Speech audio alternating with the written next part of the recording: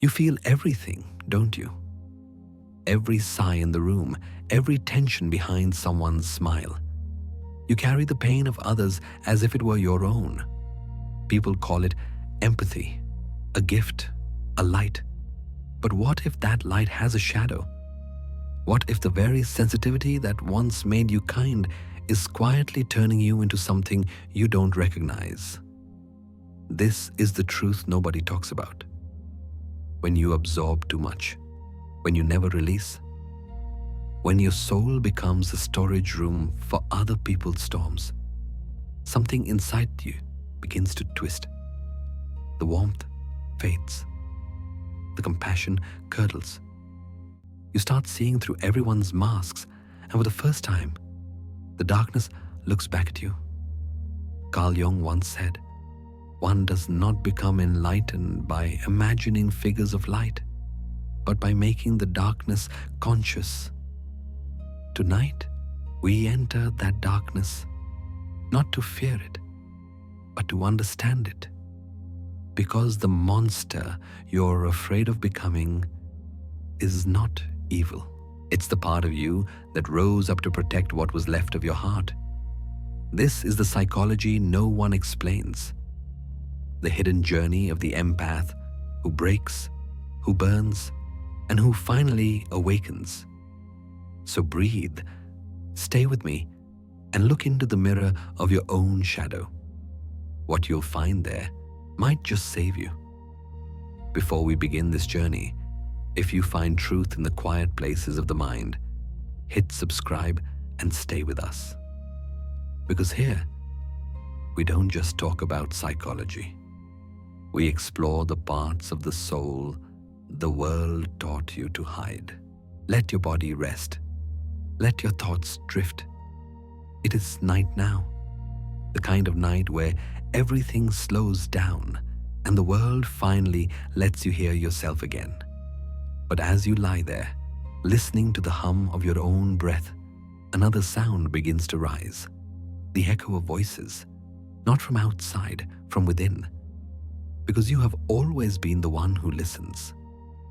You remember every sigh, every confession, every trembling word that someone else could not hold. You carry them quietly, like seashells pressed to your chest. Each one holds a story, a pain, a vibration of the world. And somewhere along the way, you stopped noticing where their voices ended and yours began. You became the listener, the empath, the one who absorbs everything. The laughter that wasn't yours, the fear that wasn't yours, the exhaustion that never belonged to you. It seeps in through small moments. A friend's disappointment, a co-worker's frustration, a stranger's grief that passes through your eyes for just 1 second too long. You think it is kindness. You think it is connection. But the truth is, you have been taking the whole world into your nervous system, one breath at a time. Carl Jung once wrote, "The greatest burden a soul must bear is the unlived life of others." Perhaps this is what you feel now, that weight of unlived lives, the invisible gravity of everyone's emotions orbiting inside you. You are the mirror that reflects them, the vessel that holds them, the silent ocean where other people's storms come to rest. And like any ocean, you look calm from above. People see the surface, gentle, still, patient, and they think you are fine. But beneath, the currents are restless. Layers upon layers of unspoken sorrow, anger, disappointment swirl in your depths. Their voices become sediment at the bottom of your being, compacting over years into something heavy and wordless. It begins so subtly. You start to feel tired, not from what you do, but from what you feel. A phone call leaves you hollow. A conversation takes hours to recover from. The news feels like poison. You no longer know how to rest Because rest is not silence anymore. It is the noise of everyone you have ever tried to comfort. Still, you keep listening. Because empathy is sacred, isn't it? It is what makes you human, what connects you to others. You were taught that love means carrying what others cannot carry, that to help is to absorb, that to understand is to take their pain and make it yours. But no one told you that there is a limit, that a heart, even one as vast as yours, can overflow. You whisper to yourself that you are just tired, that it will pass. But a small part of you knows you are not just tired. You are saturated. You are drowning in the invisible flood of feeling too much for too long. And like a sponge left in dirty water, you no longer know how to separate what belongs to you from what does not. Jung called this the participation mystique, the mystical merging of the self with others, where boundaries dissolve and the psyche loses its shape. He warned that empathy without consciousness can become possession. You are possessed by the world, haunted by feelings that do not belong to you. And yet, even now, you do not resent it. There is beauty in your exhaustion. There is tenderness in your silence. You are the person who hears what is not said, who senses what is hidden, who carries what others abandon. You are the place where pain goes when no one else will hold it. But tonight, I want you to imagine something different. Imagine your soul as a vessel, a deep, resonant bowl filled with echoes. Every story, every tear, every whisper you have ever absorbed vibrates within it. Now imagine setting that vessel down. You do not need to pour it out or destroy it. Just set it down gently and step back. Watch how it hums on its own, how the echoes begin to fade when they are not being fed by your attention. You are allowed to rest from listening. You are allowed to stop holding the world for a while. The earth will keep spinning. People will find their way. The silence you are so afraid of is not emptiness. It is healing. Take a breath. Let the air move in soft and unforced. You are not abandoning anyone by breathing. You're simply returning to yourself. Because empathy is not meant to be a burden. It is meant to be a bridge, one that you can walk across, but not live on. Jung believed that true compassion requires individuation, the ability to stand as a whole self, conscious of one's own boundaries, even while feeling deeply for another. You cannot heal what you have become lost inside of. So tonight, as you lie here, I want you to listen differently, not to the noise of others, but to the subtle rhythm of your own being, the pulse beneath the pulse, the quiet intelligence of the body that has always known how to rest, if only you would let it. The world has been loud enough. The stories of others have been heavy enough. Let them drift now, like voices fading into the distance. Let your soul be empty, not of meaning, but of noise. And in that stillness, maybe for the first time in a long time, you will hear the one sound that truly belongs to you. Your own breath, the beginning of peace. And now, as the echoes of other people's stories begin to fade, something else rises from underneath, a deeper kind of exhaustion. It is not the kind that sleep can fix. It is not the tiredness of muscles or routine. It is the quiet suffocation of living too many lives at once. You have been carrying fragments of everyone around you, their fears, their regrets, their disappointments, and somewhere along the way, your own life began to blur. You wake up and your chest feels heavy before the day has even started. Not because of what you must do, but because of all that you must feel. The weight is invisible, yet it sits on your lungs like a memory that refuses to leave. This is what psychologists now call empathy overload. But long before modern science gave it a name, Carl Jung understood its nature. He wrote, "When an inner situation is not made conscious, it happens outside as fate. What you have not yet made conscious, the flood of emotions that do not belong to you, begins to shape your world. You find yourself anxious for no reason, restless without knowing why. You mistake other people's chaos for your own heartbeat. The nervous system of an empath works differently. It does not just mirror, it absorbs. You sense the micro changes in tone, the drop in someone's eyes, the hesitation in their breath. Your brain registers those signals not as information, but as experience. It releases cortisol, adrenaline, the same chemicals it would if those feelings were yours. Your body cannot tell the difference between compassion and crisis. And over time, your inner world becomes crowded, a house with too many guests and not enough air. Every emotion you absorb asks to be felt, processed, and released. But when you have no space left, when every room inside you is full, the only thing that remains is silence. Not the peaceful kind, the suffocating kind. You start to feel detached, like a character watching your own story from the outside. You smile when you should, nod when expected, but your presence is only half there.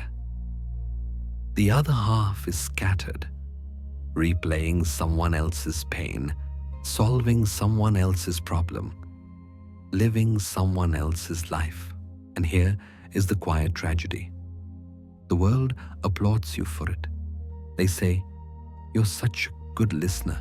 They say, "You have such a big heart." They never see that your heart is bruised from holding too much. They never notice that every act of kindness costs you something unseen. Empathy, when unconscious, can become a slow self-erasure. Jung might call it inflation, when the ego stretches beyond its boundaries to contain more than it was ever meant to. You feel everything, and in doing so, you start to disappear. The line between "I feel for you" and "I am" you dissolves until your identity becomes a collection of borrowed emotions. One day, you look at yourself and realize you no longer know what you like, what you need, what you actually believe. Your life has become a collage of reflections. You exist, but only in response to others. It is here that the suffocation deepens. You crave solitude, but even when you are alone, the noise continues. The echoes of conversations, the faces of people you barely know, the residue of every story ever told to you. All of it still moves inside. You lie still, yet feel crowded by ghosts that never asked permission to stay. And so you begin to withdraw. You cancel plans, leave messages unanswered, invent small excuses. You tell yourself you need space, but what you really need is emptiness, a moment untouched by anyone else's expectations. Yet even in solitude, guilt lingers. Empaths are conditioned to believe that distance is cruelty, that saying no is selfish, that protecting your energy means abandoning someone who might need you. But here is the truth that no one told you. You cannot pour light from an empty vessel. You cannot save others while quietly suffocating yourself. Take a slow breath in. Feel it expand through your chest. For a brief moment, let that air be yours and only yours. You might notice how unnatural it feels to focus solely on yourself, to claim even one breath for your own restoration. That discomfort is the symptom of a lifetime spent living outward, but it is also the doorway back to balance. Empathy is not meant to erase you. It is meant to connect you. Connection requires two whole beings, not one dissolving into the other. Jung often wrote about the importance of individuation, the process of becoming one's true self. This is not selfishness, it is psychological survival. Without boundaries, the empath loses not just energy, but identity. Imagine for a moment your soul as a mirror. Each face that passes leaves a mark, a print of laughter, a shadow of grief. Over time, those impressions pile up, dimming the reflection. The mirror does not break, but it forgets its own surface. It becomes dull, misted by the breath of everyone who has stood before it. That is what is happening inside you. You are not broken. You are blurred. And tonight, perhaps for the first time, you can begin to clear the glass. Take another breath, deep and deliberate. Let the air move through you like a small wind across a fogged window. This is not detachment. This is cleansing. You are not abandoning compassion. You are restoring clarity. Jung said, "The privilege of a lifetime is to become who you truly are." To do that, you must first stop being who everyone else needs you to be. You must step out of the noise long enough to hear a faint hum of your own existence. So breathe again, softly, slowly. Imagine each breath as a brush, wiping away the faces that do not belong to you.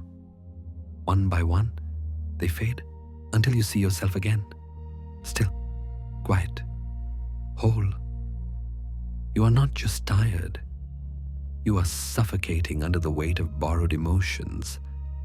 But the air has always been here, waiting for you to remember that it belongs to you.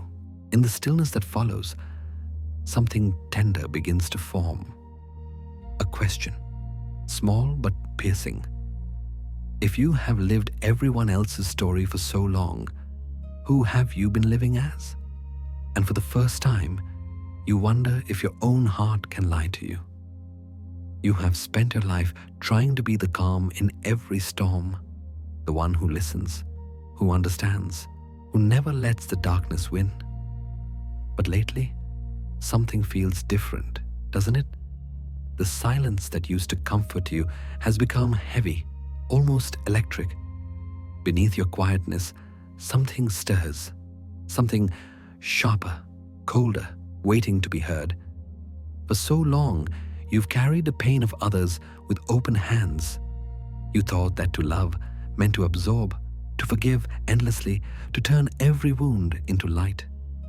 Yet now, in the stillness, a whisper begins to rise inside you. What if your empathy is slowly turning against you? At first, you ignore it. You tell yourself you're just tired. But the signs grow harder to dismiss. Little flashes of irritation. When someone complains again about the same problem, when someone you've helped refuses to change, you catch yourself wanting to roll your eyes, to withdraw your kindness. And then comes the guilt, quick and merciless. You think, what's happening to me? Why do I feel this way? You are beginning to meet the part of yourself that Jung called the shadow, the side of your soul that holds everything you've repressed in the name of goodness. Every unspoken no, every suppressed anger, every drop of resentment that empathy taught you to bury.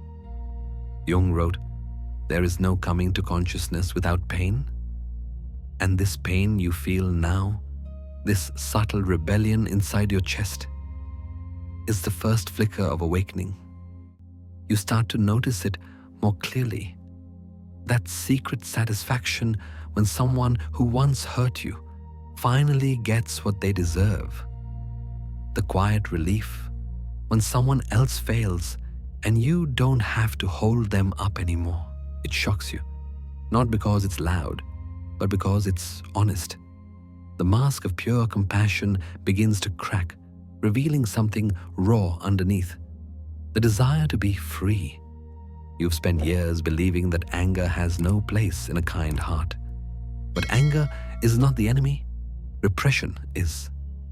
Jung once warned, what you resist not only persists, but grows in size. Every time you swallowed your frustration, it didn't disappear. It simply went underground, shaping itself into quiet cynicism, slow bitterness, and a faint sense of superiority. The kind that whispers, I see through all of this. This is the turning. The slow inversion of empathy into its opposite. The warmth that once connected you to others begins to feel like a burden. You start to withdraw, not out of hate, but out of exhaustion. You can no longer be the endless source of understanding. And when you try to force yourself back into the old role, it feels false, almost theatrical. In these moments, a strange thought surfaces. Maybe I don't want to care anymore. You catch yourself imagining what it would be like to stop feeling everything so deeply, to walk through life untouched, to let people solve their own chaos. The thought scares you, but it also soothes you. It's like standing at the edge of a frozen lake, tempted by the stillness. Empaths rarely talk about this stage because it doesn't fit the narrative of gentle goodness. But this is where transformation begins. You are not losing your humanity. You are confronting it.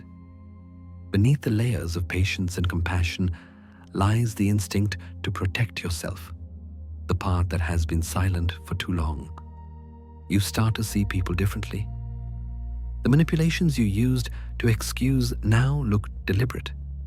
The selfishness you used to justify feels unbearable. You realize that empathy without boundaries doesn't heal, it enables. That revelation feels both empowering and cruel. You think, how did I not see this before? But you did. You just didn't allow yourself to admit it. This recognition doesn't make you a monster. It makes you conscious. The real danger was never the shadow itself, but your refusal to see it. Jung wrote, until you make the unconscious conscious, it will direct your life and you will call it fate. For years, empathy directed your life. The unconscious need to be needed, to be good, to be the healer in every room. Now, your psyche begins to fight back, demanding balance. Notice the shift in your emotions, how your kindness feels heavier, how the smallest requests feel invasive. This is your soul pulling its energy inward, trying to reclaim what was lost. It's not selfishness, it's homecoming. Still, the process feels uncomfortable. There's a quiet guilt in setting boundaries, in saying no, in letting others face their own consequences. Yet each time you do, something inside exhales. A long, forgotten breath. Think of empathy as a river. For years, it flowed outward, endlessly feeding others. Now, the current is reversing, and that reversal feels wrong because you were taught that love only moves in one direction. But rivers that never return to the source eventually run dry. You might notice small bursts of anger lately. Not the explosive kind, but the cold, precise kind that simmers beneath your calmness. That is your clarity awakening. It is your shadow saying, no more.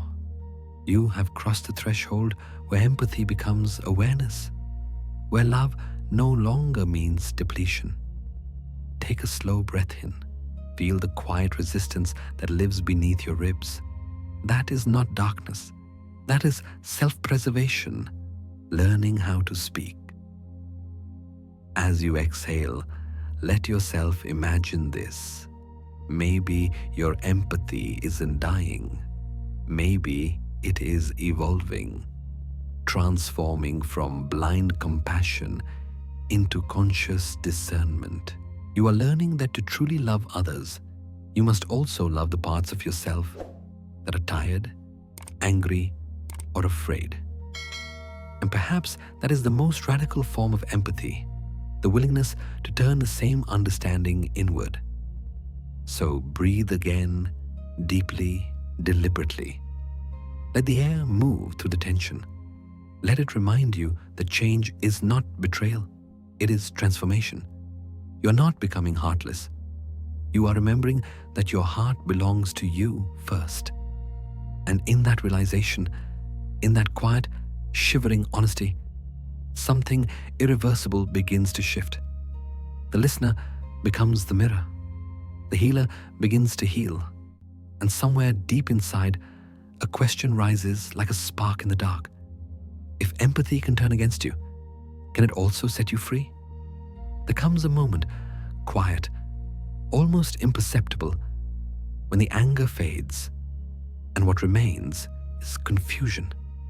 You have seen your shadow rise, felt its pulse in your chest, and for a while, it frightened you.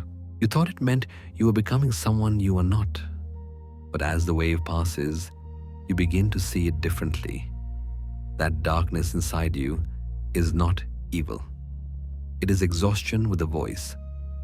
The truth is gentler than you feared.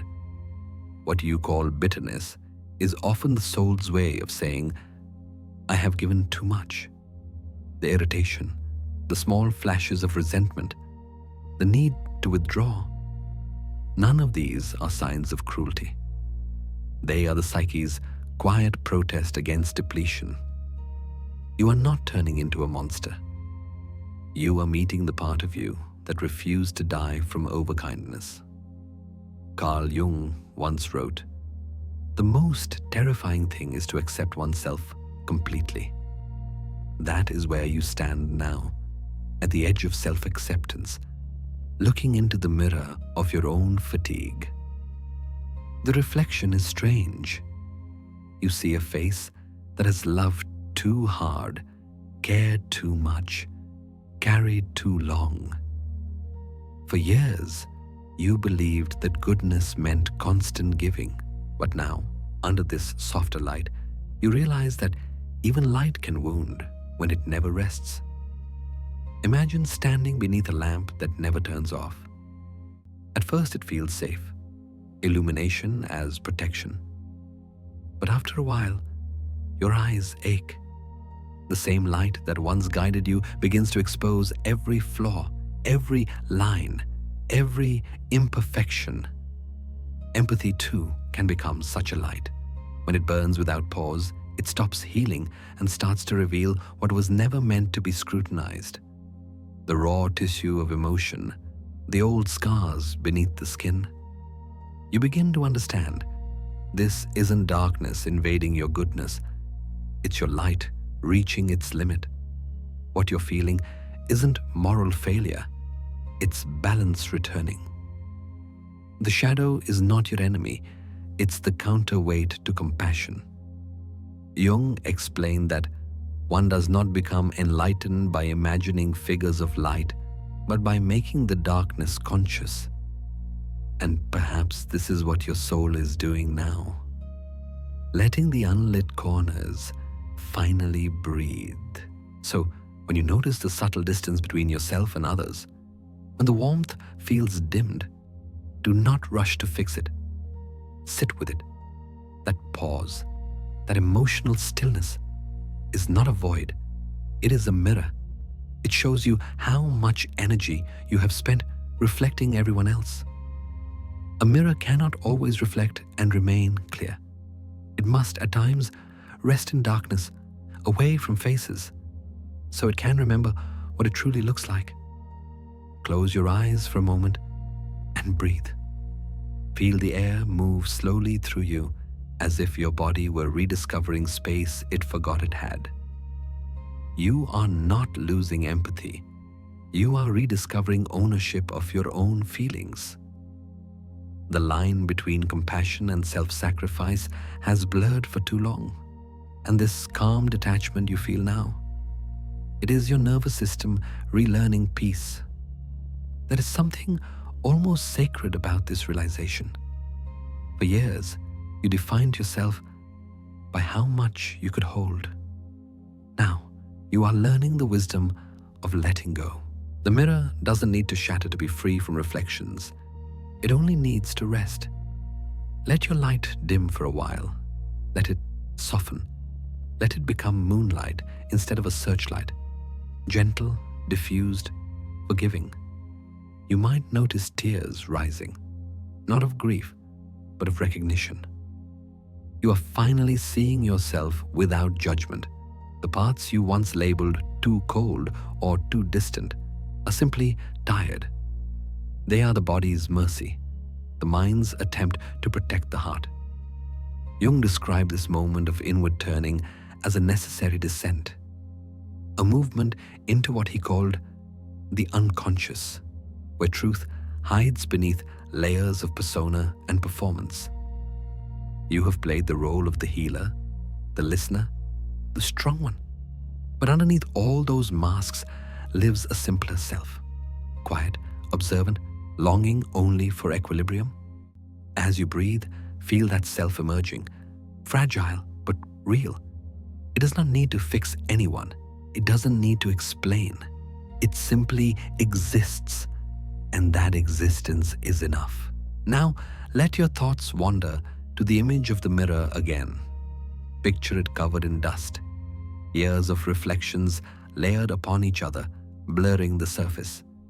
Each breath you take now is a soft wind, clearing it grain by grain. You do not need to rush. The dust lifts slowly, gently, revealing not a stranger, but someone you have always been, someone whole, even in stillness. Maybe for the first time, you sense a strange peace inside the fatigue, because now you understand what it really means to face your own darkness. It is not about fighting it, nor purging it, but allowing it to exist beside your light. As night exists beside day, each giving meaning to the other. You may still feel uneasy. After all, this honesty changes everything. But notice how the unease carries a kind of relief. You no longer have to pretend that constant kindness feels easy. You no longer have to hide the anger, the doubt, the weariness. These too are parts of you, deserving of air. Take another breath. Let it be deep, slow, and human. If your body trembles, let it. If your mind wanders, let it. This is not failure. It is release. And as the breath leaves you, remember this. Even mirrors must sometimes turn away from the light to remain clear. You are doing the same. Turning inward, not out of selfishness, but out of wisdom. Jung once said, "Wholeness is not achieved by cutting off a portion of one's being, but by integration of the contraries." Integration begins here, in the soft surrender of pretending to be endlessly good. So if tonight you feel strange or distant or not yourself, know this: you are not breaking down. You are breaking open. You are not losing your empathy. You are reclaiming your boundaries. You are not becoming cold. You are cooling the fire that once consumed you. And if there's a heaviness lingering behind your ribs, breathe through it. That weight is only the space where healing begins. Tonight, if you feel yourself changing, if your reflection seems unfamiliar, do not resist it. Perhaps your soul is not falling apart. Perhaps it is simply learning how to breathe. There is a strange quiet after you've seen your own darkness, a kind of stillness that feels almost powerful. You no longer tremble when you sense the shadows in others, because now you recognize them. You faced your own. That's when something begins to shift. the empathy that once drowned you starts to take a new shape, sharper, clearer, colder. You begin to see what others cannot hide. It happens quietly at first. You listen to someone speak, and beneath their words, you hear the tremor of fear. You watch the smile, and behind it, you see shame. Every pause, every breath, every small hesitation reveals more than they ever intended to share. Your intuition has evolved into precision. You know when someone is lying. You feel the tension they try to bury. You sense the hunger behind their kindness, the envy beneath their compliments. And in this new awareness, something intoxicating stirs, a sense of control. Carl Jung once wrote, "Knowing your own darkness is the best method for dealing with the darkness of other people." Now, you understand what he meant. When you faced your own anger, your guilt, your exhaustion, you unknowingly unlocked a deeper perception, one that cuts through illusion. You no longer absorb emotions, you dissect them. You no longer drown in empathy, you navigate it. It is a strange power, quiet, invisible, but absolute. And like all power, it tempts.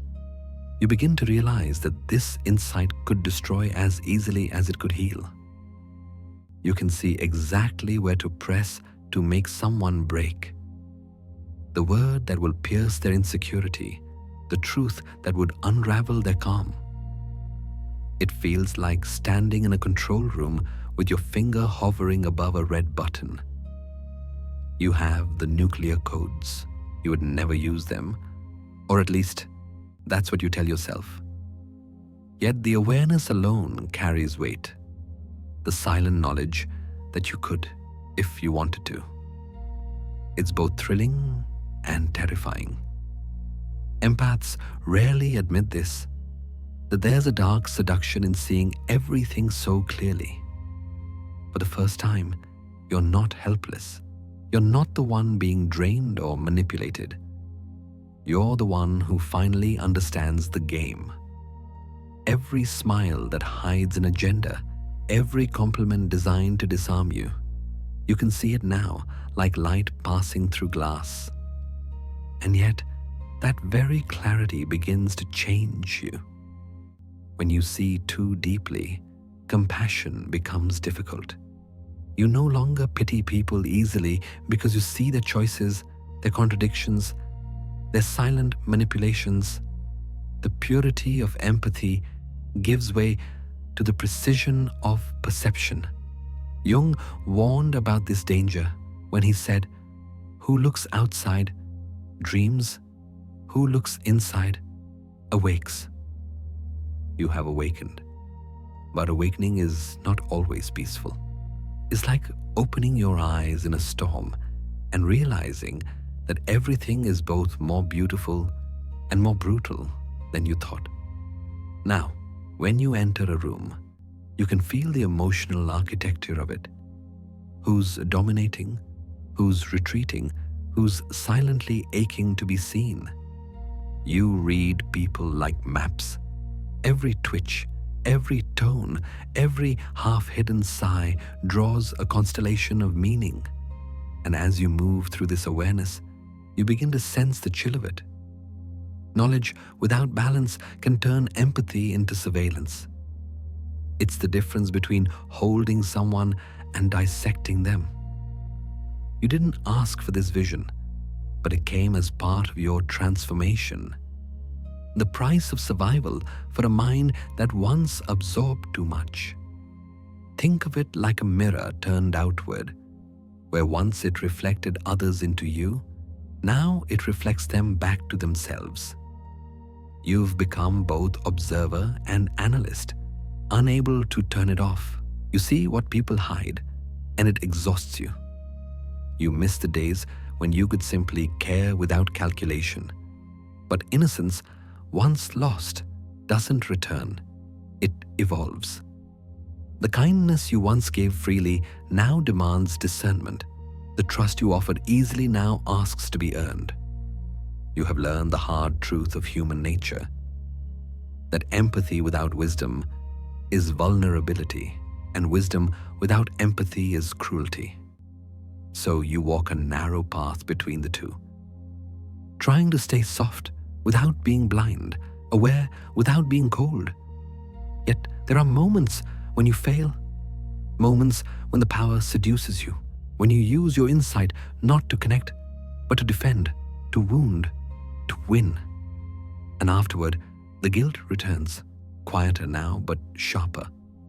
Jung described this inner conflict as a battle between the ego and the self, the small conscious part of us that seeks control, and the larger timeless part that seeks wholeness.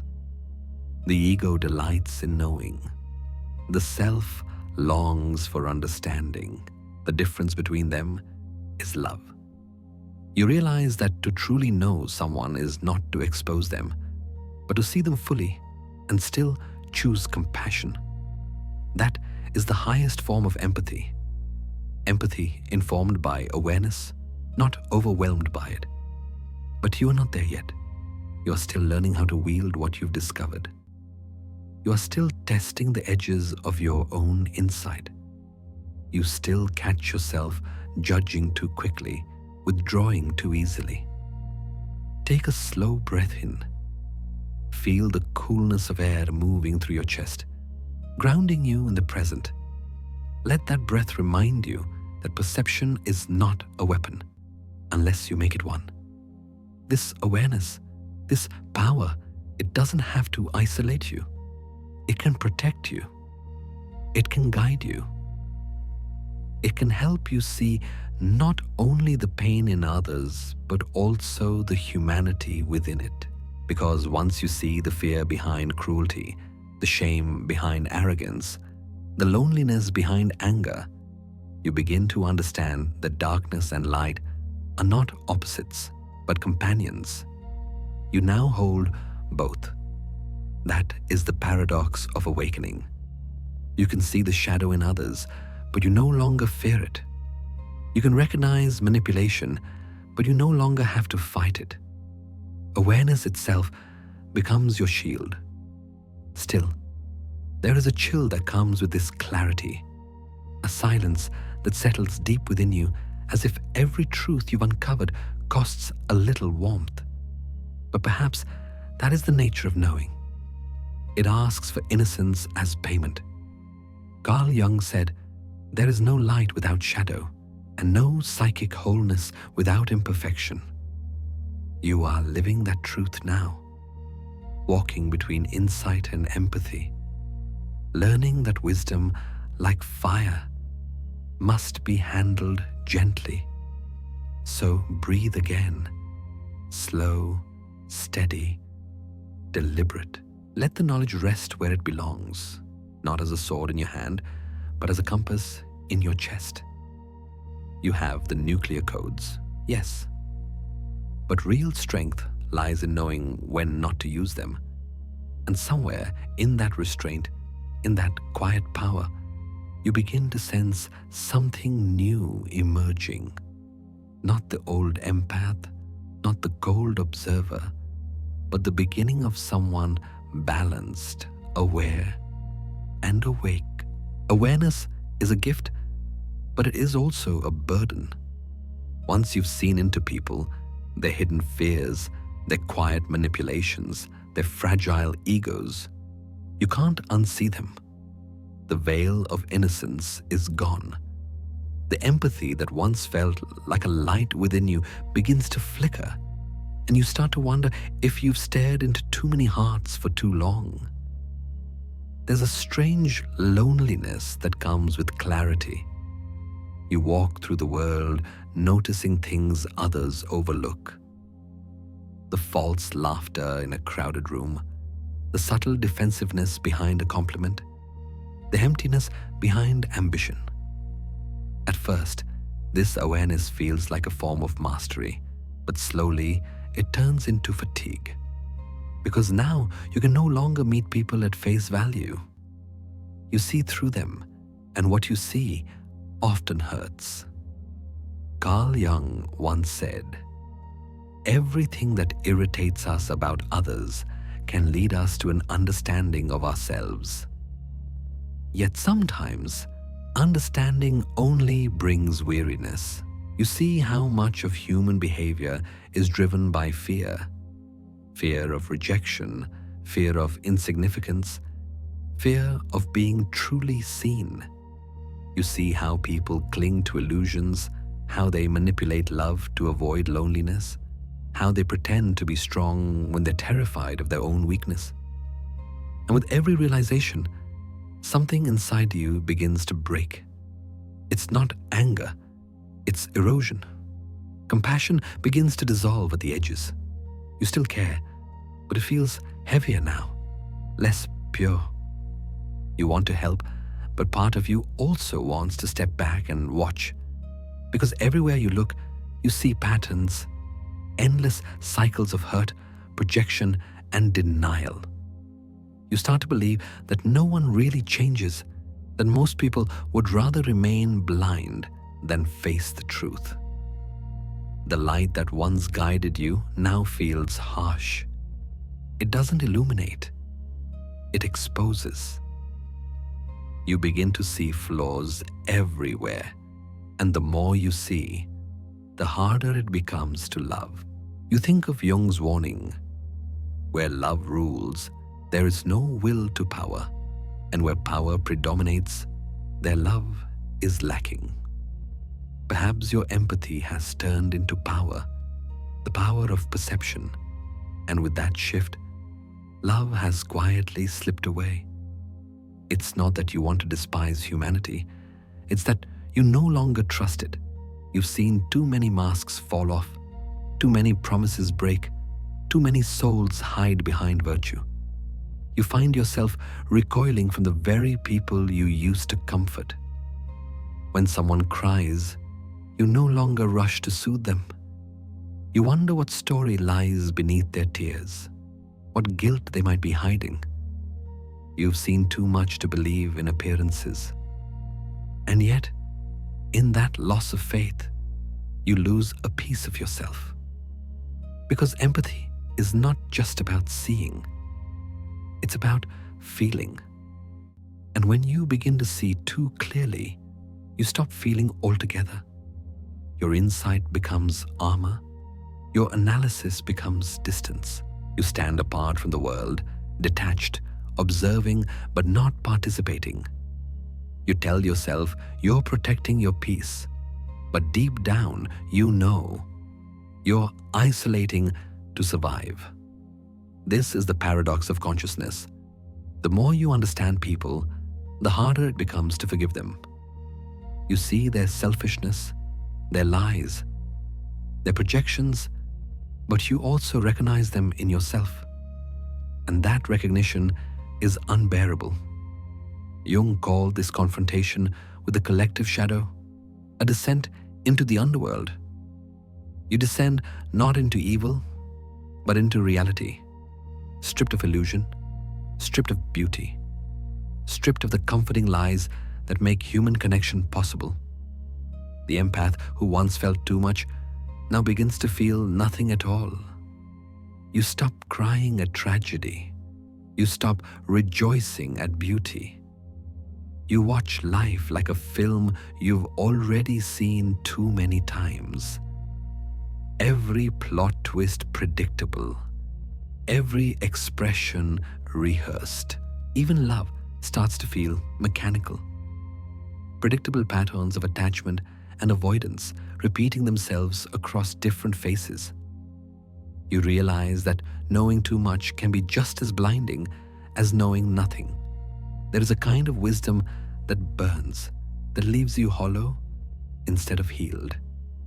Jung understood this danger when he said, "One does not become enlightened by imagining figures of light, but by making the darkness conscious." Yet no one tells you what happens after the darkness becomes conscious. How heavy the light feels when it never turns off. It's tempting to retreat entirely, to turn cynicism into a shield, to look at people's pain and whisper, They did it to themselves. But that too is a trap. Because cynicism, though it feels like clarity, is just another form of blindness. When you lose your ability to see beauty in humanity, you're not wise, you're wounded. So take a breath. Let the air move through the heaviness in your chest. You do not have to analyze anyone tonight. You do not have to see into anyone's soul. You do not have to carry the burden of understanding. For a moment, close your eyes and imagine this.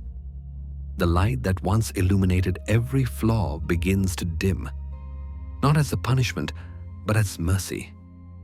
Let it soften like the last light of dusk, warm, forgiving, imperfect. You are not meant to live with your eyes wide open all the time. Even the sun must set, even consciousness must rest, because light that never ends becomes blindness. You've seen too much, and that's why your heart aches. You were never designed to hold the entire truth of humanity within a single mind. So now, as you breathe, release the need to know. Let the mystery return to people. Let imperfection be beautiful again. Let uncertainty feel safe. Jung once wrote, "The privilege of a lifetime is to become who you truly are. But to become, you must also learn to unsee, to let go of what no longer nourishes your compassion. You've earned your wisdom, yes, but wisdom without softness is just a sharper form of suffering." Take another slow breath. Drop your shoulders. Unclench your mind. You have looked into too many mirrors, seen too many truths. You deserve to rest your eyes. Because sometimes seeing everything is not enlightenment, it's exhaustion. And maybe, just maybe, it's time to stop seeing and start breathing. After all, light that knows too much is as blind as darkness. So tonight, let go of the need to look. You do not have to understand. You do not have to fix. You do not have to know. Just breathe. That is enough. After you have seen too much, after every illusion has fallen away, silence begins to feel like safety. The noise of the world, its endless demands, its shallow conversations, its fragile masks, becomes unbearable. So you start to disappear, not dramatically, quietly, gradually. You stop answering calls. You let messages sit unread. You decline invitations with gentle excuses like, "I've been busy," or "I just need some time." But the truth is simpler. You no longer have the strength to pretend. You retreat, not out of bitterness, but out of self-preservation. There's a strange peace in the withdrawal, an emptiness that finally feels clean. You move through the world like a ghost, unseen, unbothered, untouched. People still wave at you, still talk, still expect the same warmth, but you're not really there. Your body goes through the motions, but your mind floats somewhere distant, like smoke. Carl Jung once wrote, "In all chaos, there is a cosmos. In all disorder, a secret order." And perhaps your retreat is that secret order, the psyche's attempt to rebuild itself after too many storms. You've been the emotional shelter for too long. Now, you become the quiet room with no visitors. At first, the solitude feels soothing. You sleep longer. You stare at the ceiling and let time blur. You stop explaining yourself to people who never truly listened. There is a relief in invisibility. No one's expectations, no one's stories to hold, no one's emotions to absorb. For the first time in years, the weight begins to lift. But then the cold sets in. It's another kind of cold that bites. It's the kind that numbs. You realize you haven't laughed in days, haven't cried in weeks. The world feels distant, muted, like watching life through thick glass. You thought solitude would bring peace, but it brought silence. And in that silence, you start to forget what warmth feels like. This is the paradox of the empath's retreat. The same walls that protect you also isolate you.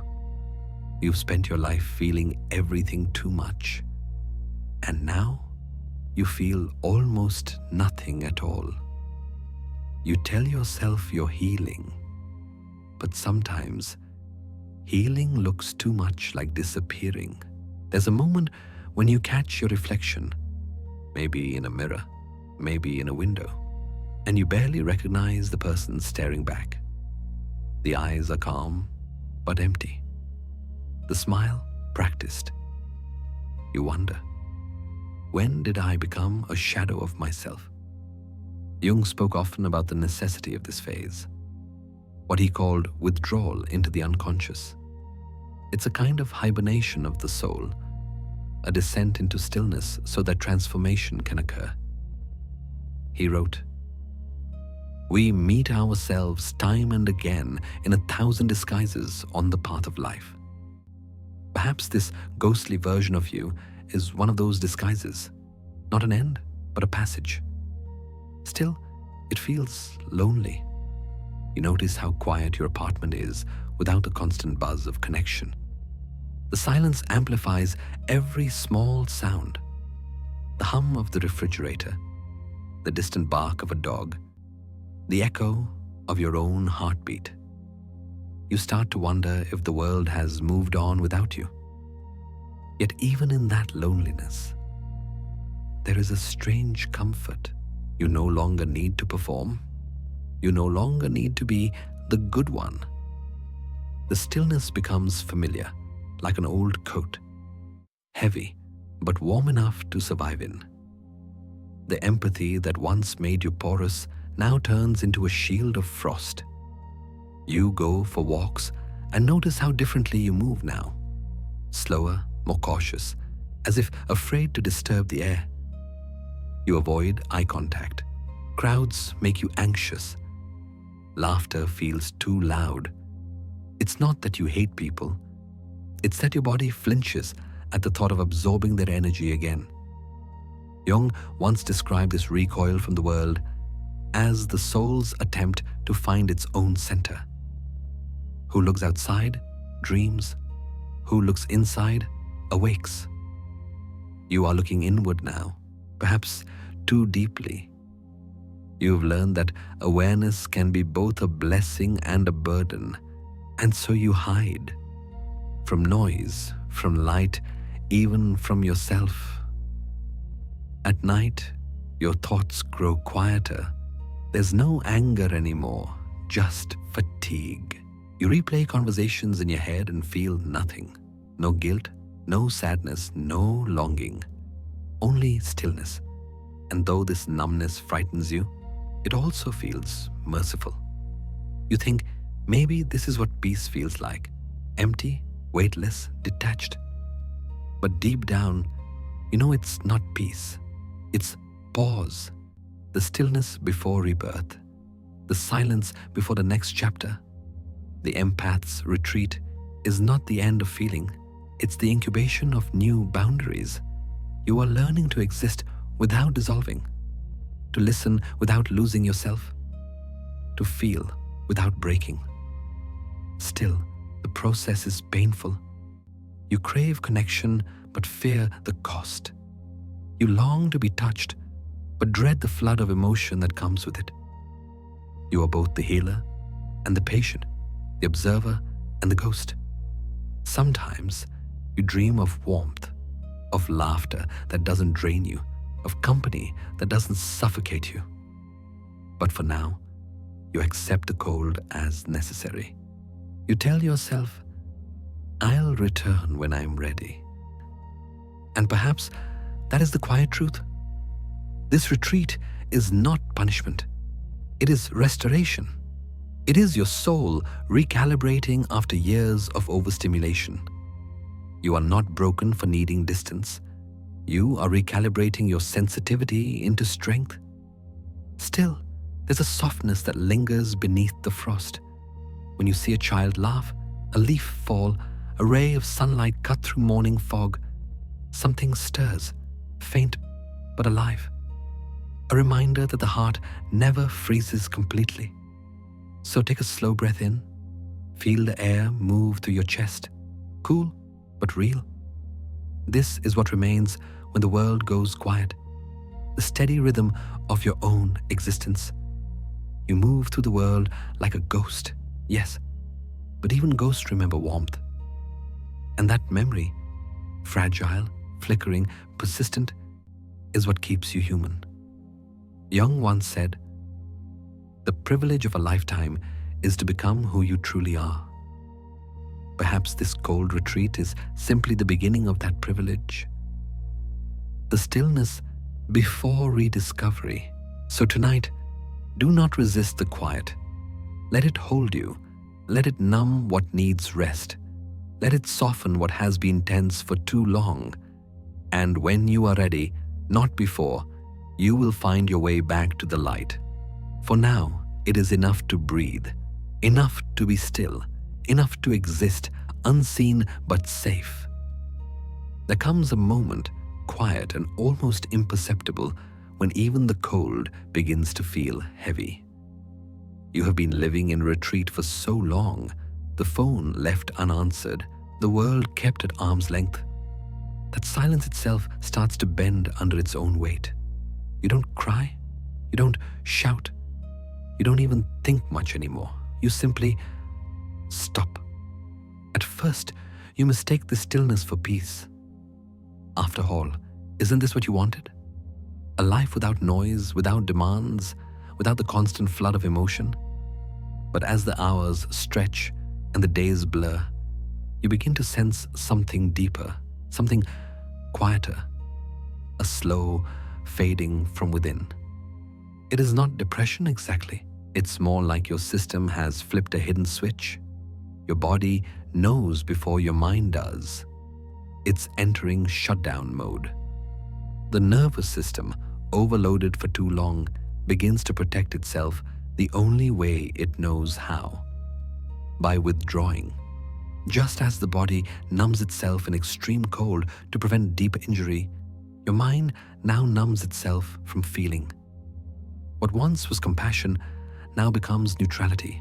What once was sensitivity becomes silence. Carl Jung once wrote, "There is no coming to consciousness without pain." But what he didn't say is that sometimes the mind pauses consciousness altogether, not to escape, but to survive. You have reached the limit of what can be felt. And beyond that limit, there is no drama, no breakdown, no explosion, only the quiet collapse. This is not a failure. This is physiology.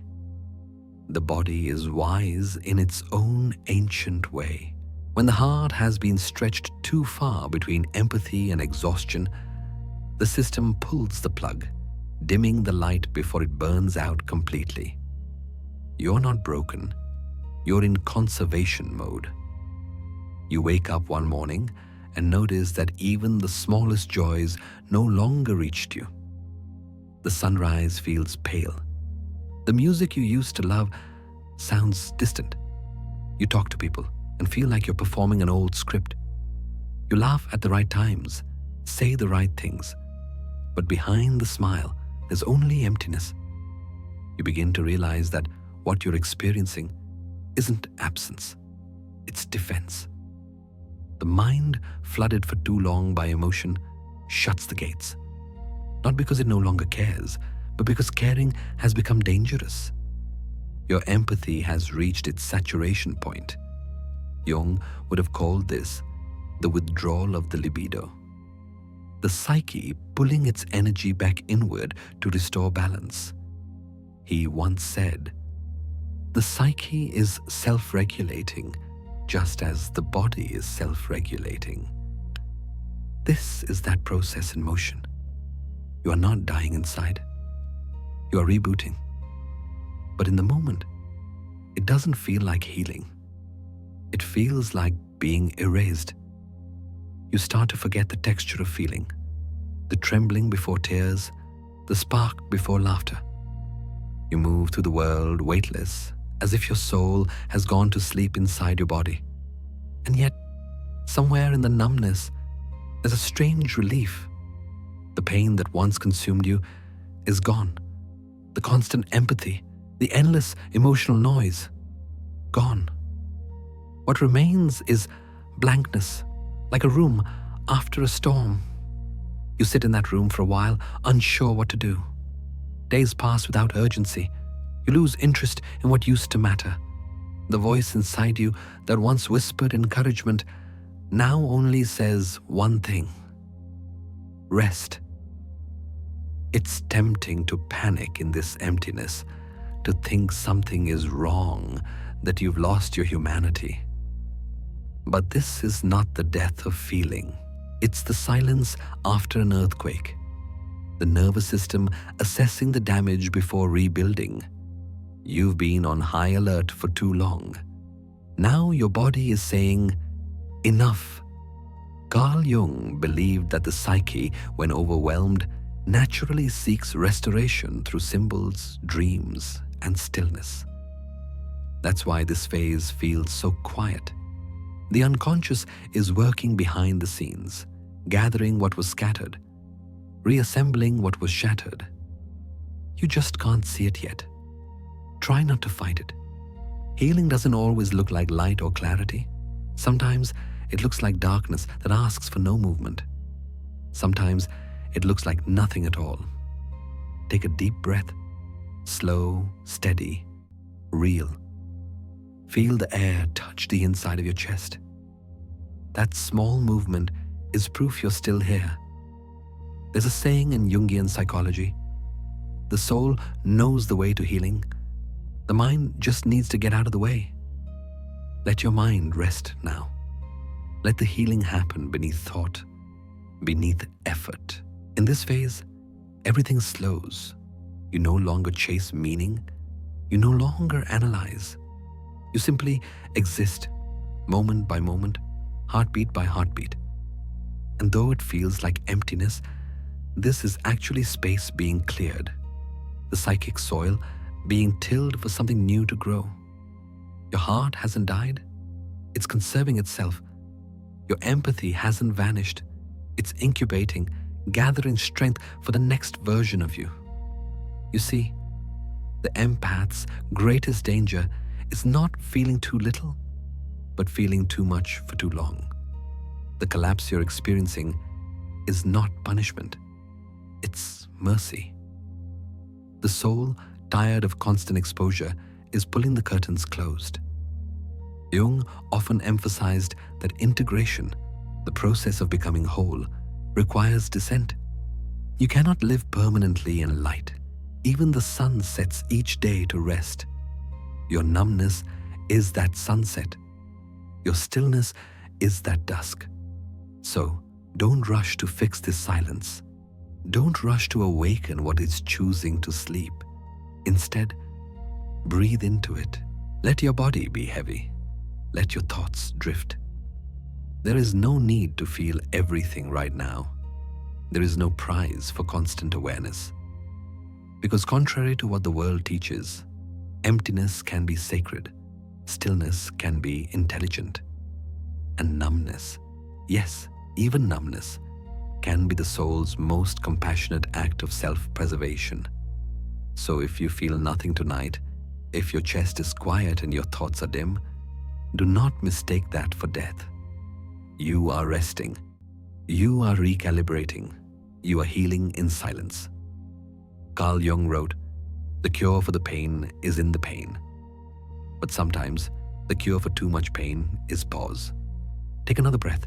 Let it expand softly within you. No effort, no force. You don't need to awaken yet. You only need to exist. And remember this, the soul doesn't vanish when it goes quiet. It whispers, "Not now, not yet. Let me rest." So, if you find yourself drifting, detached, half alive, half dreaming, trust that even this has purpose. Because when you no longer feel, it does not mean the heart is gone. It means the soul is asking, gently but firmly, for peace. When you feel nothing at all, know this: your soul is simply begging to rest. You have been silent for so long now that the silence itself has become a kind of language. You no longer resist it. You breathe slower. You feel less. You simply exist, floating between numbness and awareness. And yet, deep beneath that stillness, something gentle begins to stir. It's not noise, it's understanding. For the first time, you start to wonder, what if nothing is wrong with me?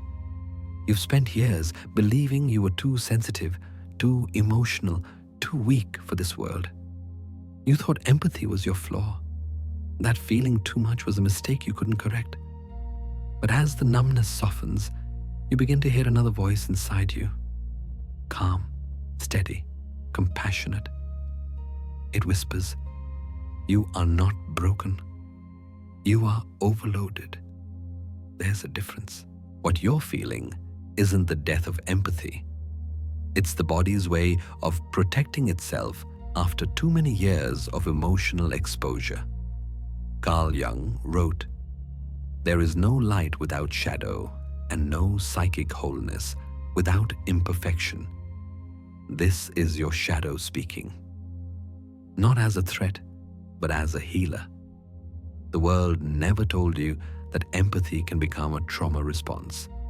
When you grow up in environments where emotions were unsafe, where anger was punished, love was inconsistent, or chaos was constant, your nervous system learns to survive by anticipating others. You begin to scan the room for moods, for subtle shifts, for danger. You become hyper-aware.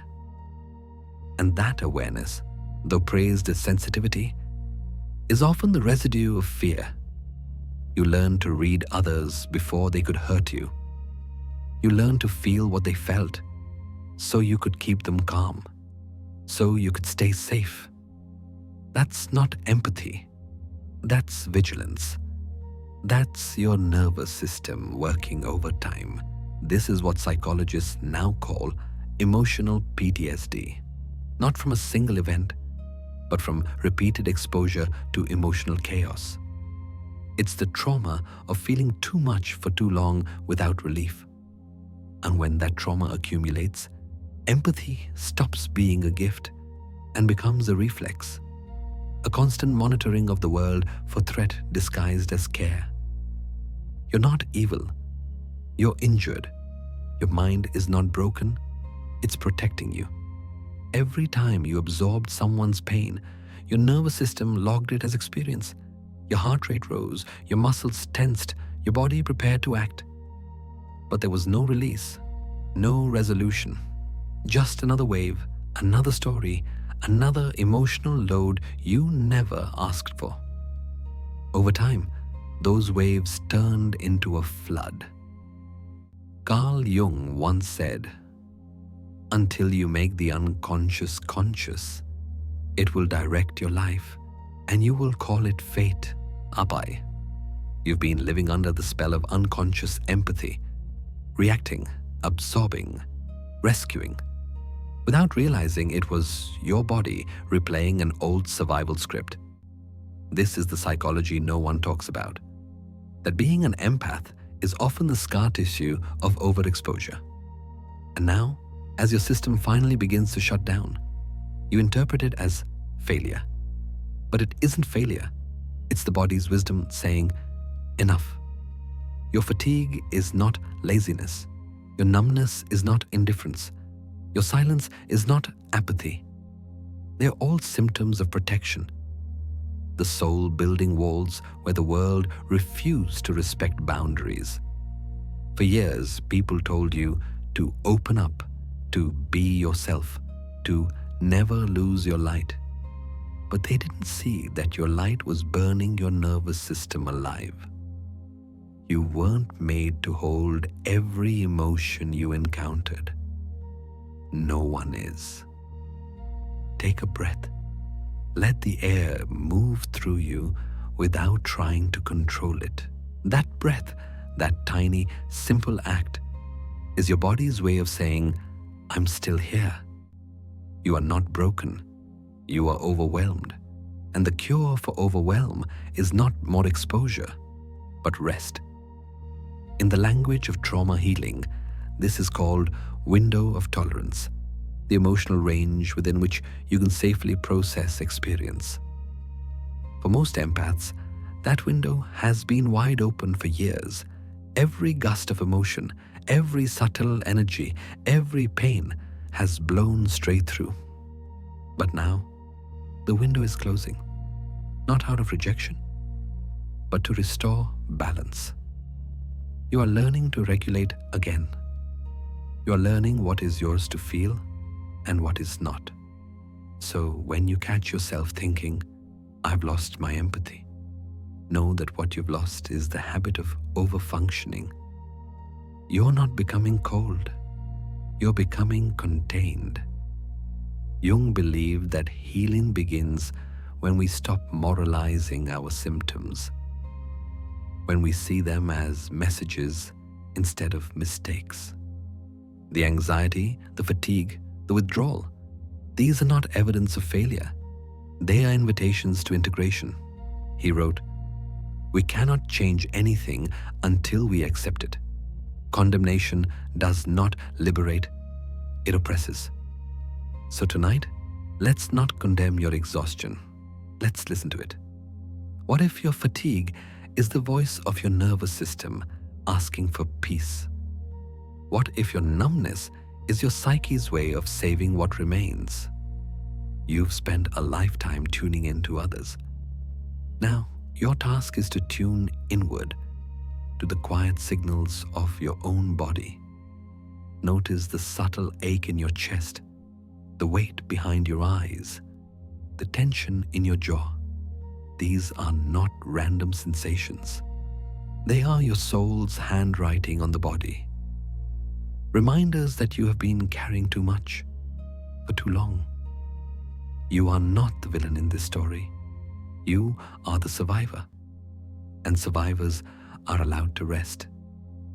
There's a saying in somatic psychology, the body keeps the score.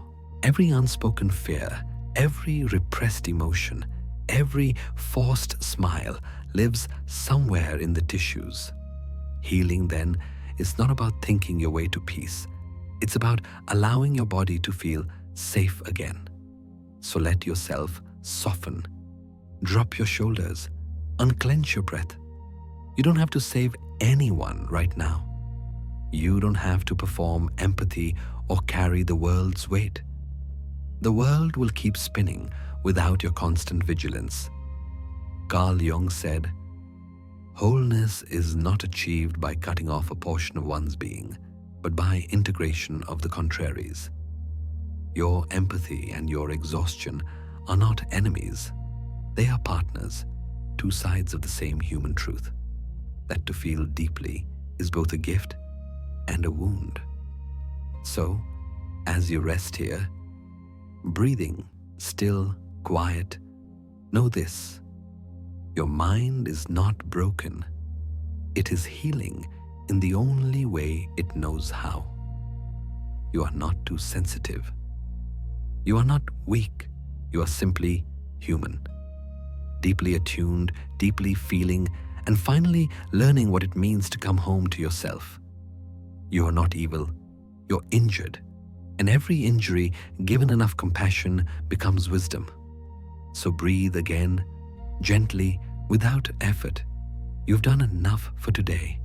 Let the world wait. Let your mind rest. You are not broken. You are overloaded. And even in your stillness, you are healing. After you begin to understand that you are not broken but overloaded, something shifts. The self-blame that once echoed through your thoughts starts to fade. You realize the exhaustion, the numbness, the disconnection, they were never moral failures. They were physics, biology, the body trying to protect the soul. It helps to think of yourself as an electrical system. Every emotion you've ever felt, every story you've ever carried has been current running through you. Invisible but powerful. For years, you've been a circuit designed for delicate voltage, yet you've lived as if you were indestructible. You let every spark of other people's pain pass through your system. You lit up too many rooms at once. And now, the wires hum with fatigue. Carl Jung once wrote, "The body is merely the visibility of the soul." What you're feeling in your bones, the heaviness, the fog, the inability to care, isn't laziness. It's evidence of the invisible. It's your nervous system saying, "We have reached capacity." In neuropsychology, this is called allostatic overload. When your body's stress response system has been activated for so long that it begins to short circuit. You live in survival mode so persistently that even peace feels threatening. The body cannot tell the difference between emotional and physical danger, so it reacts the same way. It shuts down non-essential systems to conserve energy. Sleep becomes fragile. Concentration scatters. Joy feels impossible. Your soul has been trying to do the same thing. It too has limits. Like an overworked light bulb, it dims itself to survive. You've mistaken this dimming for failure, but it's self-preservation. When the light inside flickers, it isn't dying. It's recalibrating. Imagine your empathy as a power grid stretched beyond design. Every story, every sorrow, every person you've tried to hold added more load until one day the system said, "That's enough." And so it began to power down, one emotion at a time, one connection at a time. Not because it wanted to abandon anyone, but because the alternative was collapse. This is the science of a soul, how psychology meets physiology. The body and psyche are not separate. They are mirrors of each other. When the body tenses, the spirit tightens. When the heart shuts down, the breath shortens. You are not just a mind thinking about pain. You are an organism reacting to it. Jung understood this deeply. He believed that the psyche's symptoms were the soul's way of communicating. The creation of something new, he said, is not accomplished by the intellect, but by the play instinct acting from inner necessity. Your exhaustion is not the end. It's the beginning of that play instinct trying to emerge again. The system must go dark before it can find a new rhythm of light. You might notice strange things during this stage. A longing for quiet, an aversion to people's energy, a sudden need to simplify everything. You crave emptiness because your circuits are full. You want stillness because your soul is buzzing with static. So when you lie down and stare at the ceiling, when you find yourself doing nothing but breathing, understand that this is not stagnation. This is recalibration. Your nervous system is rewiring itself towards safety. It is testing what peace feels like again. Take a breath now, slow, deliberate. Feel how your chest rises without effort. Feel the pause before the exhale, that brief, infinite stillness. That is your system relearning balance. Carl Jung once said, "There is no coming to consciousness without pain." But this pain is not punishment, it's correction. The body and soul have been whispering for years, "Please stop carrying so much." And now, for the first time, you're listening. You might think of this phase as an emotional blackout. The city of your being has gone dark, street by street, building by building. But listen, under the surface, the grid hums quietly. Engineers, your subconscious, are repairing the wires, rerouting the power, ensuring that when the light returns, it will no longer flicker. That's what healing looks like. Not glowing brighter, but resetting the voltage. Not giving more, but learning how much you can safely give without burning out. It's okay to dim now. The world has enough light. It needs your steadiness more than your brilliance. When Jung spoke about individuation, the process of becoming whole, he described it as a return to equilibrium, a reuniting of opposites, light and dark, consciousness and unconsciousness, giving and receiving. Your current darkness isn't regression, it's the other half of illumination. You are not losing your light. You are learning how to hold it without burning yourself. So, when you feel heavy and quiet, when you no longer have the urge to fix, to heal, to explain, let that be okay. The electricity of your empathy has shorted itself to prevent a fire. Your nervous system, your psyche, even your spirit have all conspired to save you the only way they know how, through stillness. If you could see yourself from the outside, you'd look like a city during a power outage.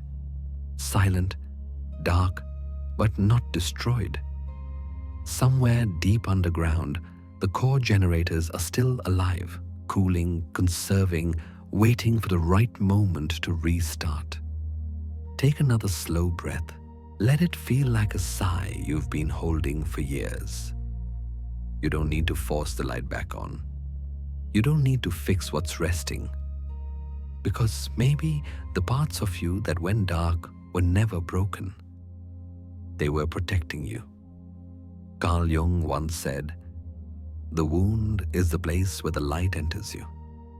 You've mistaken your shutdown for a wound, but in truth, it's the opening, the threshold between depletion and rebirth. Every system, even the human one, must occasionally power down to survive. And so, as your inner lights dim, as your world narrows to breath and heartbeat, trust this: nothing essential is gone. What's dying is the pattern of self-erasure. What's being born is space. Space for renewal, for clarity, for authentic strength. So let yourself rest. Let the lights stay low. Let the silence hum around you like a lullaby. Because the truth, the quiet, sacred truth, is this: the monster was never your enemy. It was your body's last prayer. It was the soul saying, "I cannot keep shining this hard. Let me dim so I can live." And in that dimness, in that quiet mercy, the real healing begins. When the system finally begins to stabilize, when the noise fades and the lights stop flickering, a softer question begins to rise from within you. Not a scream, not a demand, but a whisper. It asks simply, what in all this is truly mine? After the long season of emotional overload, this question feels like the first clear breath after a storm. For years, you have carried the emotional climate of everyone around you. Their moods, their fears, their projections, mistaking them for weather inside your own soul. You felt responsible for their pain, their joy, their balance. But as the system resets, you start to sense a boundary forming, delicate but real. Carl Jung once said, "Everything that irritates us about others can lead us to an understanding of ourselves." This is the moment when you begin to test that truth, to notice what belongs to you and what doesn't. Not every feeling that moves through your body is a message from your heart. Some are echoes from others, lingering vibrations from conversations, news, or glances that brushed against your nervous system. You start to see that empathy, without differentiation, becomes absorption. You have lived as a sponge, soaking up every emotion, holding it, storing it, until you are waterlogged with other people's stories. But now, It's time to become something else. Not a sponge, but a prism. A prism still receives light. It still participates in the world, but instead of holding it, it transforms it. It lets light pass through and emerge as color, scattering it beautifully without being consumed by it. That is the new way of empathy, not containment, but transformation. So when a wave of emotion arrives, anxiety, sadness, anger, pause before reacting. Ask quietly, is this feeling mine? If it is, let it speak. If it isn't, let it go. This practice is simple, but not easy. It requires awareness. The kind of slow, patient awareness that feels like meditation.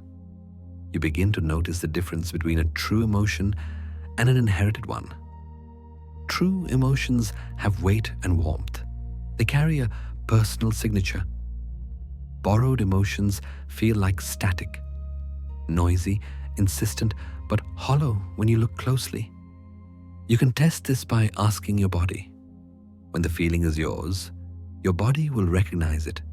A tightening in the throat, a flutter in the chest, a pulse of heat behind the eyes. When it isn't yours, your body feels foreign, restless, detached. The wisdom of your nervous system knows the truth long before your thoughts do. Carl Jung called this the individuation process, the movement toward wholeness through self-knowledge. Individuation doesn't mean cutting yourself off from others. It means learning where you end and where the world begins. It means discovering that empathy doesn't require merging. It requires presence. You can love people without living their pain. You can listen without absorbing. You can care deeply without carrying everything they feel. That is not detachment. It's maturity. It's love with boundaries. In the language of psychology, this is called emotional differentiation. The ability to hold your sense of self while remaining connected to others. Without it, you disappear into the emotional gravity of those around you. With it, you remain grounded, able to sense the storm without being swept away. So take a moment now. Think of someone in your life whose emotions have become entangled with yours. Maybe a friend, a partner, a family member. Feel the pull of their energy, the heaviness of their expectations. Now breathe. With the inhale, imagine your body filling with your own light, distinct, centered, steady. With the exhale, imagine letting go of what is not yours. The noise, the tension, the borrowed pain. You don't need to push it away. You simply allow it to drift back to where it belongs. Remember this. Compassion without boundaries becomes self-destruction. True empathy honors both sides, the one who feels and the one who witnesses. You are both. Carl Jung wrote, "As far as we can discern, the sole purpose of human existence is to kindle a light in the darkness of mere being. But even light must know its source. If you spend your life shining only for others, you forget the flame within you. Differentiation is how you remember it.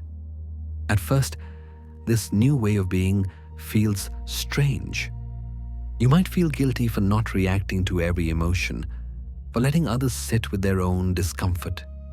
You might even fear that you're becoming cold. But coldness is not the absence of care. It's the pause that allows care to become conscious. Instead of rushing to absorb, you begin to witness. Instead of drowning in emotion, you begin to float. You learn to observe energy moving through you without judgment, like a river passing by, clear and transient. This is emotional clarity, the middle ground between numbness and overwhelm. You begin to notice that the world doesn't collapse when you stop carrying it. In fact, It begins to reorganize itself around your new stillness. People start solving their own problems. The chaos that once defined your relationships begins to settle. Because when you stop overfunctioning, others are invited to step into their own strength. That is how true empathy heals, not by rescuing, but by empowering. You can practice this in daily life. When someone unloads their pain onto you, listen, but keep your feet on the ground. Imagine roots beneath you, steady and deep. Let their emotion flow past you, not into you.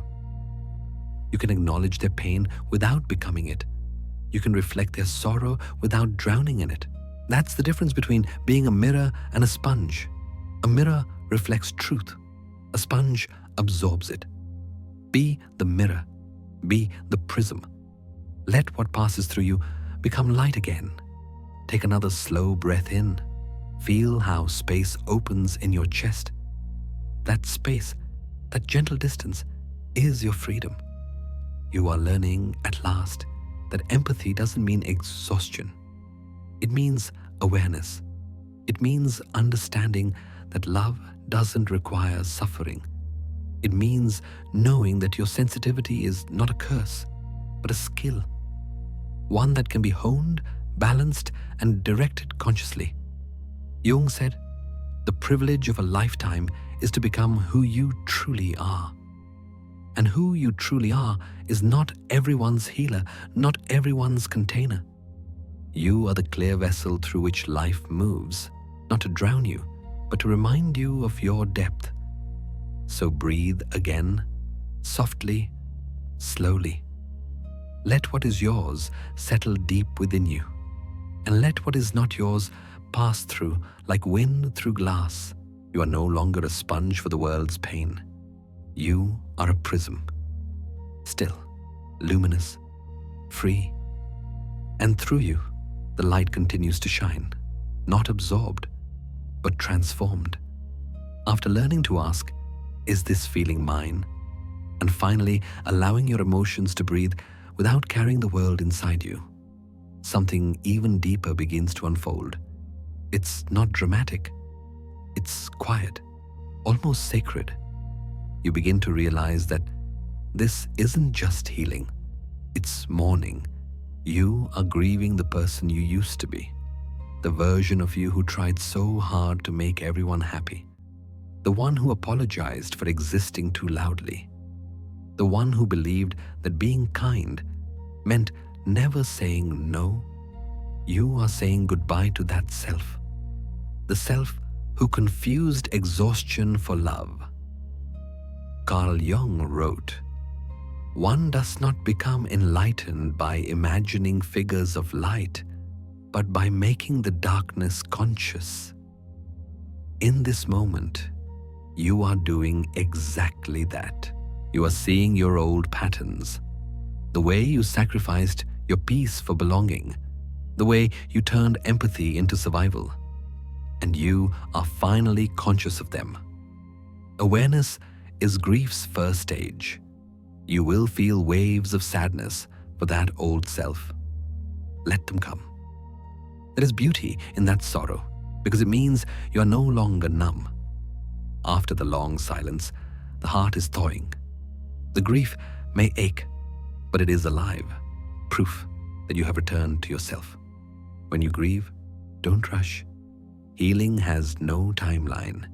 Some days you will miss the old you, the one who cared too much, who felt too deeply, who believed in saving everyone.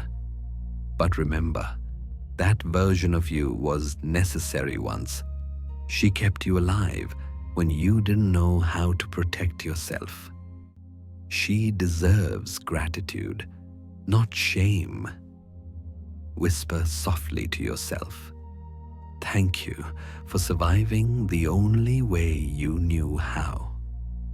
And then let her rest. This is what Jung called psychic death, the dissolution of an identity that no longer serves your growth. But just like nature, every death in the psyche is followed by renewal. As one self dissolves, another begins to form. One with clearer boundaries, steadier breath, and softer strength. You begin to understand that solitude is not punishment, it's medicine. Being alone no longer feels like exile, it feels like integration. There's a difference between loneliness and solitude.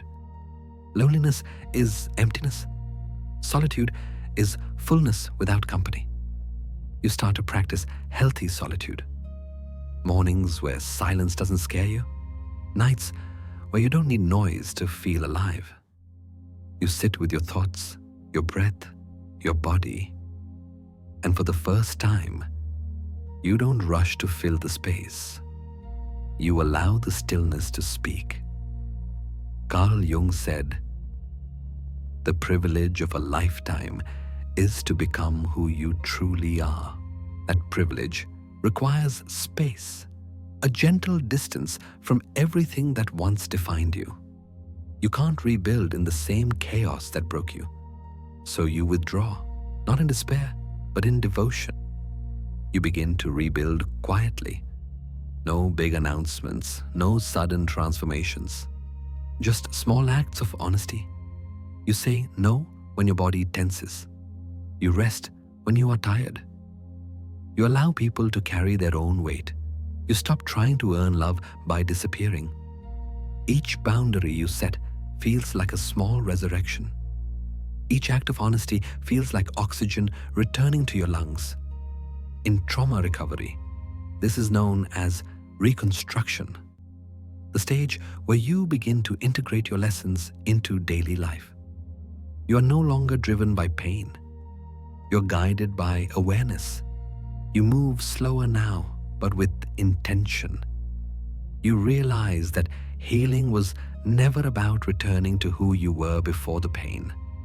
It's about becoming someone new, someone who can hold the memory of the pain without being ruled by it. Like the moon that sheds and renews its light, you too are cycling, shedding what no longer serves you, keeping only what glows from within. There's something lunar about the stage, slow, luminous, calm. The grief softens, the light returns, and your reflection becomes gentler. Take a breath. Inhale the quiet. Exhale the weight of who you were told to be. Your soul doesn't want perfection. It wants truth. And the truth is, you don't need to go back. There is no before. The empath you once were, the sponge, the savior, the overgiver, was born from survival.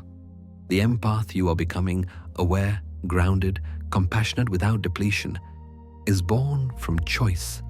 That is evolution. Jung would call this individuation, the slow unfolding of the true self from the mask. It's not glamorous, it's steady. It happens in long walks, in deep sighs, in the small, unspoken moments where you finally feel safe inside your own skin. You might find yourself revisiting old places, old friendships, old memories, and noticing how differently you stand now. You no longer seek to fix what's broken in others. You simply wish them peace and walk your own path. That's how you know you've changed, not by what you resist, but by what no longer requires reaction. Grieving the old self is not about erasing her. It's about honoring her and then allowing her to rest in peace. She was your foundation. You are her continuation. So if the sadness comes, let it come. If the tears rise, let them fall. This is not regression, it's release. Carl Jung once said, "There is no coming to consciousness without pain." But he also implied that pain is not the destination, it's the initiation. Once you've walked through it, you emerge not as who you were, but as who you were meant to be. You are no longer seeking completion in others. You are learning that wholeness begins with your own breath. You are no longer searching for mirrors to prove your worth. You have become the mirror, clear, luminous, calm. Take another slow breath in. Let your shoulders drop. Let the tension melt from your jaw. You don't need to become perfect. You only need to allow what's real to remain. This stage, the gentle grieving, the quiet rebuilding, is the soul's way of saying, you are ready. Ready to live without the weight of old identities. Ready to love without losing yourself. Ready to be at peace even in solitude. Because healing isn't about returning. It's about becoming. Softer, wiser, freer. And as you breathe out, slow and long, imagine the old version of you smiling. Not in sorrow, but in relief. She knows she can rest now. You've got it from here. There comes a quiet morning. It could be any morning. When you wake and realize that something inside you has changed. The heaviness that once wrapped around your chest feels thinner now. The air moves differently in your lungs. You stretch slowly and feel your body respond with ease. The long winter of your soul has begun to thaw. The grief that once filled every corner of your being has softened into something gentler. Not sadness, but gratitude. You no longer ache for what was lost. You simply acknowledge it as one might nod to a passing traveler on the road. You have carried pain long enough to understand its purpose. Carl Jung once wrote, "There is no birth of consciousness without pain." And now, as your consciousness expands, you begin to see what that pain was for. It wasn't punishment. It wasn't a curse. It was transformation. The monster you feared, the exhaustion, the numbness, the silence was never your enemy. It was the cocoon, the dark chamber where the soul dissolved what was no longer needed, where identity melted into something new. You thought you were dying, but you were only changing form. The cocoon opens slowly. No sudden revelations, no lightning strikes, just a steady warming from within. The ice that once sealed your heart begins to melt, drop by drop. Each tear that once symbolized loss now feels like water nurturing new life. You breathe deeper. You move slower. You no longer rush toward healing because you understand that healing is not a destination. It's a rhythm. It moves like breath, expansion and contraction, darkness and light, surrender and return. For the first time in what feels like forever, peace no longer feels like a foreign language. You can sit in silence without drowning in it. You can look at your reflection and not flinch. You can feel joy without fear that it will be taken away. Carl Jung said, "The privilege of a lifetime is to become who you truly are." You begin to see that this is what the cocoon was preparing you for. Not perfection, but authenticity. You no longer need to pretend to be strong. You simply are. The process of metamorphosis is never graceful. The caterpillar dissolves completely before it can become a butterfly. Every cell breaks apart, only to reassemble into something unrecognizable. That is what you have done. Broken apart and rebuilt, quietly, bravely, beautifully. You realize that every moment of collapse was a moment of creation. Every breakdown was a blueprint. Every silence was a signal. The universe was not destroying you. It was resculpting you into someone capable of peace. When you step outside now, even the air feels softer. The light touches your skin differently. The world hasn't changed, but your eyes have. You no longer see chaos as threat. You see it as movement. You no longer see stillness as emptiness. You see it as grace. You feel a deep warmth spreading inside you. Not the fiery passion of survival, but the quiet glow of presence. It feels like standing in sunlight after years underground. You don't chase it. You let it fill you, and in that stillness, you begin to understand one final truth. The monster was the cocoon, not the coffin. It was never meant to bury you. It was meant to hold you tightly, safely, until you were ready to emerge. All the pain, all the confusion, all the solitude, they were the walls of your transformation. Without them, you would have remained half-formed, forever trying to be light without understanding darkness. Jung often described this process as individuation, the soul integrating what was once rejected, embracing shadow and light as equals. You've reached that stage now.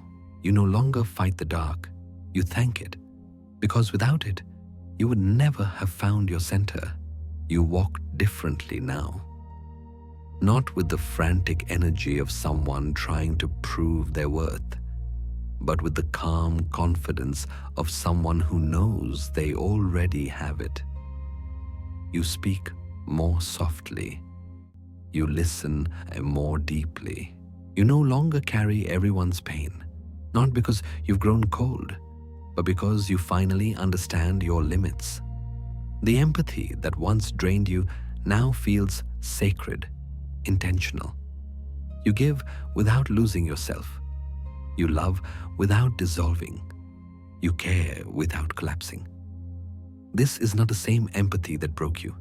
It's empathy reborn, wiser, grounded, luminous. The kind of empathy that understands that to hold another's pain, you must also hold your own peace. Take a slow breath now. Feel how the air enters and leaves you without resistance. That ease, that natural rhythm is your new equilibrium. You're no longer fighting your own existence. You are flowing with it.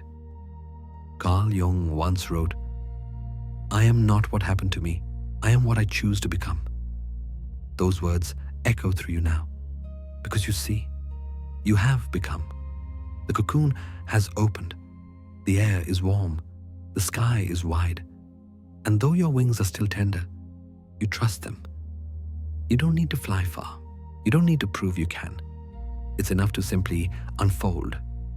Everything that has happened, every breakdown, every dark night, every tear has led to this soft unfolding, to this quiet knowing that you were never broken, never lost, never less than whole. You were becoming. And now, as you breathe in this new life, you understand. Transformation was never about escaping who you were. It was about making room for who you could be. So let the air move through you. Let the warmth return. The cocoon is open. The monster is gone. What remains is peace, fragile, radiant, alive. You no longer fear the dark. You no longer chase the light. You simply are. And that, perhaps, is the most beautiful becoming of all. When the cocoon opens and the light finally touches your skin, you don't rush out. You stand still for a moment, quiet, breathing, humbled. You've spent so long in darkness that even gentleness feels like a miracle. The world looks familiar, yet entirely new. You recognize the trees, the sky, the faces, but you see them now through a calmer lens, as if the sharp edges of life have softened. Something in you has shifted. You are no longer trying to become light. You are light, steady, grounded, aware of its source. You've learned that wholeness doesn't mean perfection. It means balance. The darkness didn't vanish. It learned to move with you, not against you. Carl Jung once wrote, "The gold is in the dark."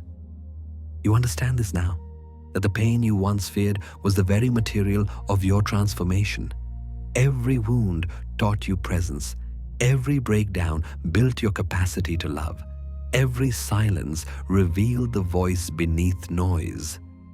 You know now how to love without losing yourself. You can stand beside someone in the chaos without being swept into it. Love has become quieter, wiser. a steady flame instead of a wildfire. It doesn't demand. It simply is. You know how to help without collapsing. You no longer feel the need to rescue everyone. You've learned that true compassion empowers, not depletes.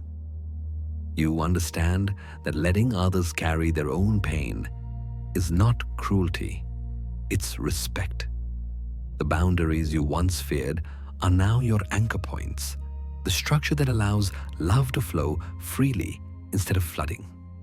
And perhaps most beautifully, you know how to feel without drowning. Emotion no longer frightens you. Sadness doesn't signal failure, it signals depth. Anger doesn't mean loss of control. It means you care. Joy doesn't feel fragile, it feels earned. You have become fluent in your own emotional language, no longer running from storms, but walking through them with grace. Jung once said, "Only the paradox comes anywhere near to comprehending the fullness of life." You've accepted that paradox, that joy and sorrow can coexist, that strength and vulnerability can share the same breath.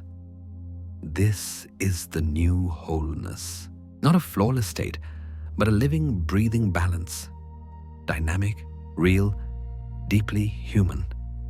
When you sit alone now, silence doesn't feel like absence, it feels like company. You are at peace with your own mind, your own energy, your own stillness. You've stopped seeking external validation because the internal dialogue has softened. The once critical voice has turned kind. There's no longer a war between your parts, the empath, the survivor, the child, the healer. They've all taken their seats at the same table. They no longer argue for control. They listen. Carl Jung described this as the integration of the self, the process of becoming whole by uniting opposites within. You've lived that journey. You've seen the shadow, embraced it, and realized it was never your enemy. The shadow was simply your unloved self waiting for acceptance. Now you walk lighter. You no longer define yourself by pain, but you also no longer deny it. You know that life is not meant to be escaped. It's meant to be inhabited. You are not chasing meaning anymore. You are living it, one breath at a time. There's a moment, maybe tonight, maybe as you listen now, when you feel something subtle but unmistakable. Peace. It doesn't announce itself. It just appears like soft light at dawn.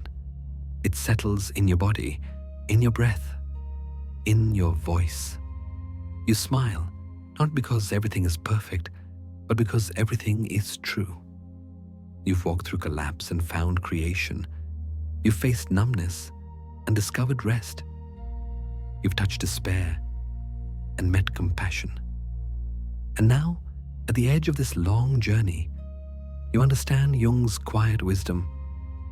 You will never arrive, and that is how you become. Because arrival implies an ending, and you are not ending. You are unfolding, always. Becoming is not a single event, it's a rhythm, expansion and stillness, movement and pause, inhale and exhale. Take a breath now, inhale deeply. Feel how it fills the space that once felt hollow. Exhale slowly. Let go of the need to be anywhere but here. This is what it means to rest in wholeness, not to fix, not to strive, not to prove, just to be. You've returned to the simplest truth. You are never broken. You are becoming. And as that realization settles in, you feel a soft warmth, not from the world, but from within. It radiates gently, like moonlight on water, calm and infinite. You whisper to yourself, I know how to love without being lost. I know how to help without disappearing. I know how to feel without drowning. That is the quiet mastery of the empath who has integrated the shadow, the one who has seen both light and darkness and no longer fears either. The journey isn't over, but it doesn't need to be. You don't need to chase completion. You only need to remain open. Jung believed that individuation, the path to the self, is an endless unfolding, a spiral rather than a line. You return again and again to the same truths, but each time you meet them from a higher vantage point. So, as this story closes, let it close softly. Let your breath slow. Let the body sink into the rhythm of quiet understanding. And in that stillness, imagine this gentle whisper, a lullaby for the soul. Now let the thoughts drift away. The night holds you softly, and the empath within you rests, finally whole. The monster has become the cocoon. The cocoon has become the dawn. And you have become the light that holds both. Sleep now, not as escape, but as return. For the first time, you are safe inside your own heart. As the last echoes of your journey fade into stillness, you realize there was never a monster at all, only a soul learning how to breathe again. The darkness you once feared has become the soil from which your light now grows. You no longer chase peace, you dwell in it. You no longer run from silence, you rest inside it. You've walked through shadow and light, through breaking and becoming, and somewhere between those opposites, you found yourself, not perfect, but whole. The empathy that once felt like a burden has turned into quiet wisdom. You can love without losing yourself. You can care without carrying the world. You can finally feel without falling apart. The night holds you now, not as a cage, but as a cradle. Every breath is softer, slower. Every thought drifts a little farther away. The heart, once heavy with noise, begins to hum with calm. You are safe here, in the quiet, in the stillness, in this new wholeness you've become. Carl Jung once wrote, "The privilege of a lifetime is to become who you truly are." Tonight, you have touched that truth. You are not who you were, and that is grace. You are who you are becoming, and that is peace. So, let go. Let the air move gently through you. Let the body rest. Let the thoughts fade like ripples on water. You've made it home, back to yourself. Sleep well, dear soul. Good night.